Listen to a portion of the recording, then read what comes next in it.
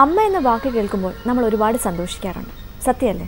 പക്ഷേ ഓർമ്മയിൽ എപ്പോഴും നമ്മെ വേദനിപ്പിക്കുന്ന ഒരമ്മയുണ്ട്.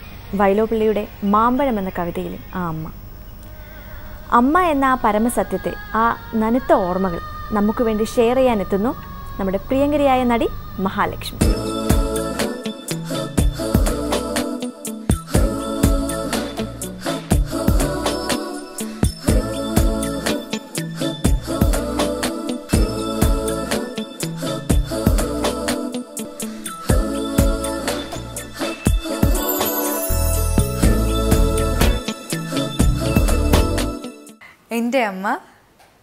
എൻ്റെ അമ്മയുടെ പേര് ശ്രീലത എന്നാണ്.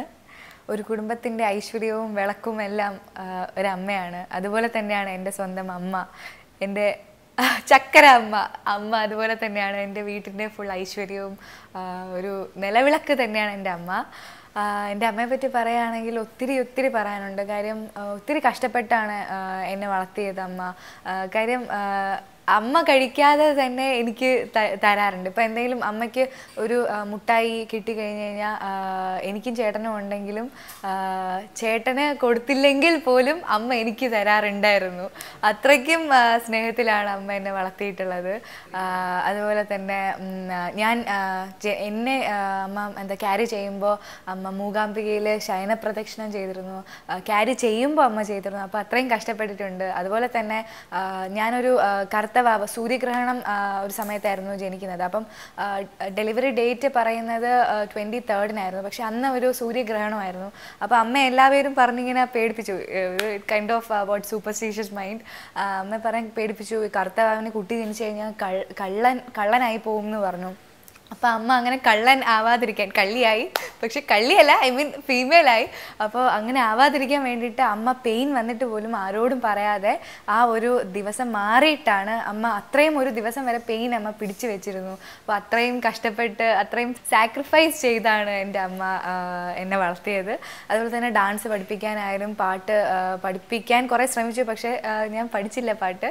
പക്ഷെ ഡാൻസ് പഠിപ്പിക്കാൻ അമ്മ ഒത്തിരി കഷ്ടപ്പെട്ടിട്ടുണ്ട്. ഞാൻ പ്രാക്ടീസ് ഒന്നും ചെയ്യാതെ ഉഴപ്പിയൊക്കെ നടക്കുമ്പോൾ അമ്മ എന്നെ ഇരുത്തി പഠിപ്പിച്ച് ചെയ്യുമെന്ന് പറഞ്ഞ് ഇൻസിസ്റ്റ് ചെയ്ത് അമ്മ ചെയ്യിപ്പിക്കാറുണ്ടായിരുന്നു. അതുകൊണ്ടൊക്കെ ആയിരിക്കാം എനിക്ക് എന്തെങ്കിലുമൊക്കെ ആവാൻ പറ്റിയത്. ചെറുതായിട്ടൊക്കെ ഒരു ടാലൻ്റ് ഉള്ളത് അമ്മ കണ്ടുപിടിച്ച് അത് കൂടുതൽ മേക്കപ്പ് ചെയ്യാനായിട്ട് അമ്മ ഒത്തിരി സഹായിച്ചിട്ടുണ്ട്. അപ്പോൾ അമ്മ തന്നെയാണ് എൻ്റെ ദൈവം. ശരിക്കും പറയുന്നത് സത്യം തന്നെയാണ്, അമ്മയാണ് കാണപ്പെട്ട ദൈവം. അത് എൻ്റെ ലൈഫിൽ ശരിക്കും 100% ട്രൂത്താണ്. അമ്മ ഒരു സ്കൂളിൽ വർക്ക് ചെയ്തിരുന്നു, മ്യൂസിക് ടീച്ചറായിട്ട്.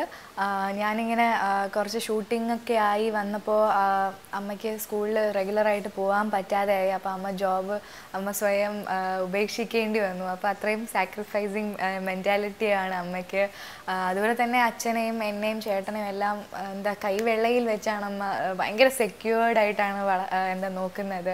അതുപോലെ തന്നെ എല്ലാ കാര്യങ്ങളും ഇപ്പം ജസ്റ്റ് വെരി കാഷ്വലി പറയുകയാണെങ്കിൽ കുറച്ച് തുണി നനയ്ക്കാനുണ്ടെങ്കിൽ അമ്മ പറയും, നീ നനച്ചിടൂന്ന് പറയും. പക്ഷേ ഞാനിപ്പോൾ എന്തെങ്കിലും നനയ്ക്കാതെ എന്തെങ്കിലും ക്ലാസ്സിനോ എന്തെങ്കിലും ആയി ബിസിയായി പോയി കഴിഞ്ഞാൽ ഞാൻ ഓർക്കും അമ്മ നനയ്ക്കില്ല എന്ന് പറയും. എന്നിട്ട് ഞാനപ്പോൾ ക്ലാസ്സിനൊക്കെ ഇരിക്കുമ്പോൾ ഞാനിങ്ങനെ ഓർക്കും, അയ്യോ ചെന്നിട്ട് ഇനി തുണി നനയ്ക്കണമല്ലോ, കാര്യങ്ങളൊക്കെ ചെയ്യാനുണ്ടല്ലോ എന്ന് ഞാൻ ആലോചിക്കും. പക്ഷെ ഞാൻ തിരിച്ച് വീട്ടിൽ വന്ന് നോക്കുമ്പോൾ എനിക്ക് അവിടെ തുണി കാണാൻ പറ്റില്ല. കാര്യം അമ്മ ഇൻ ബിറ്റ്വീൻ ആ തുണികളെല്ലാം നനച്ച് അമ്മ ഭംഗിയായിട്ട് വിരിച്ചെല്ലാം റെഡിയാക്കി വെച്ചിട്ടുണ്ടായിരിക്കും. അപ്പോൾ ശരിക്കും അത് കാണുമ്പോൾ അയ്യോ അമ്മയെ കൊണ്ട് ചെയ്യിപ്പിച്ചല്ലോ എന്ന് തോന്നാറുണ്ട്. പക്ഷേ എന്താണ്, അമ്മ അത്രയും കെയറിങ് ആണ്.